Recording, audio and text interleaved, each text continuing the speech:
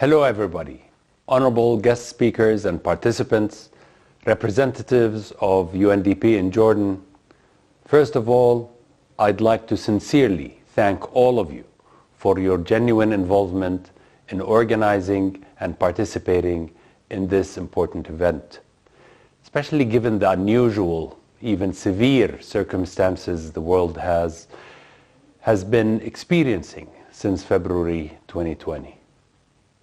We're definitely living through extraordinary times, but as we all know, crises can also be opportunities to reaffirm, revisit our values, our goals, our priorities, all of that. Ladies and gentlemen, Jordan was among the forefront countries to aim for socioeconomic goals and on multiple fronts since the beginning of the millennium. Considerable achievements and milestones in the area of poverty eradication, maternal and child health care, infectious diseases, universal primary education, environmental sustainability, and social security protection, all of these have been achieved. This was all achieved with our limited resources and while hosting refugees that now account for 36% of our population. Regardless of our readiness or priorities, COVID-19 has challenged the health system, social safety nets, and economics of every country around the globe. And when I reread the 17 Sustainable Development Goals of the UNDP, I realize that the pandemic has simply imposed a crash course in all 17 goals upon all of us. The pandemic has certainly made us go back to basics and rearrange our priorities such that the socio-economic goals and objectives that took a backseat to the corporate world are suddenly and forcefully back on top.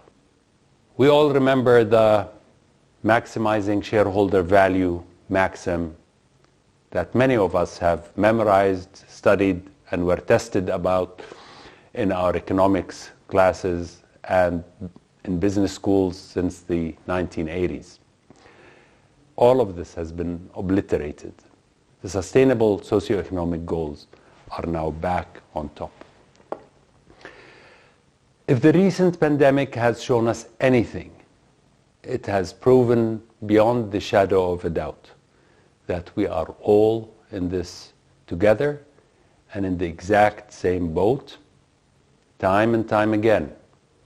And as His Majesty King Abdullah II made abundantly clear in his address to the UN several days ago, the world has shown us that acting individually proved to be unwise, be it on a family scale or a country scale. Acting collectively and responsibly is the only way to go forward. Social security institutions and pension funds are a great part of the solution.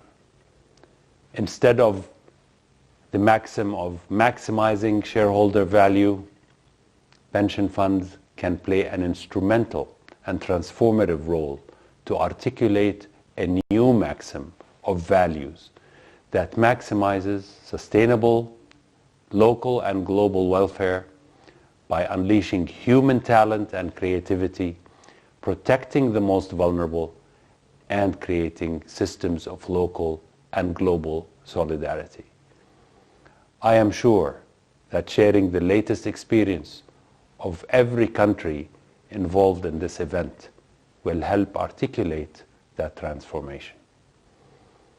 At last, I would really like to seize this opportunity to thank the regional and international communities for their continuous support and the United Nations Development Programme, UNDP, for their leading efforts in promoting sustainable development that leaves nobody behind.